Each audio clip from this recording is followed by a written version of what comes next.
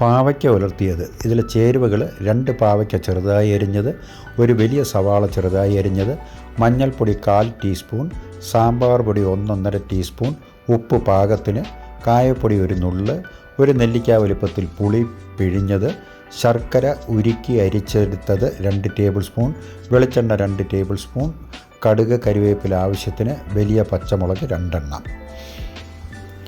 ഇനി പാകം ചെയ്യുന്ന വിധം: അടുപ്പിൽ പാൻ വച്ച് ചൂടായി വരുമ്പോൾ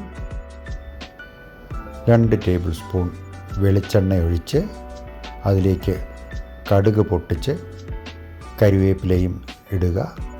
ഒന്ന് വഴറ്റിയതിന് ശേഷം അതിലേക്ക് അരിഞ്ഞു വച്ചിരിക്കുന്ന സവാള ചേർത്ത് വീണ്ടും വഴറ്റിയെടുക്കുക. ഏതാണ്ട് അതിൻ്റെ കളർ മാറി വരുമ്പോൾ അരിഞ്ഞു വച്ചിരിക്കുന്ന പച്ചമുളകും അല്പം ഉപ്പും ചേർത്ത് വീണ്ടും വഴറ്റുക. കുറച്ച് വഴറ്റി അതിൻ്റെ കളർ മാറി വരുമ്പോൾ നമുക്ക് അരിഞ്ഞു വച്ചിരിക്കുന്ന പാവയ്ക്കയും അതിലേക്ക് ചേർത്ത് വീണ്ടും വഴറ്റുക.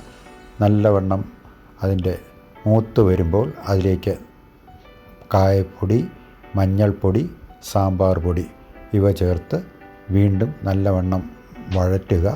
ഉപ്പ് ആവശ്യമാണെങ്കിൽ വീണ്ടും ഉപ്പ് ചേർക്കാവുന്നതാണ്.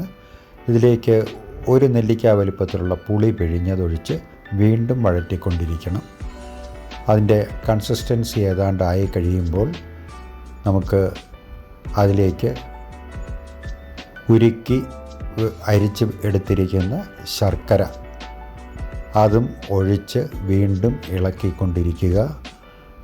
ഇത് നമ്മളുടെ ആവശ്യത്തിനുള്ള ഒരു കൺസിസ്റ്റൻസി ആയി കഴിയുമ്പോൾ അത് സെർവ് ചെയ്യുന്ന പാത്രത്തിലേക്ക് മാറ്റിയാൽ ഇത് ചോറിന്, അപ്പത്തിനും, ചപ്പാത്തിക്കും എല്ലാത്തിനും കൂട്ടാവുന്ന ഒരു സ്വാദിഷ്ടമായ സൈഡ് ഡിഷാണ്. Thank you.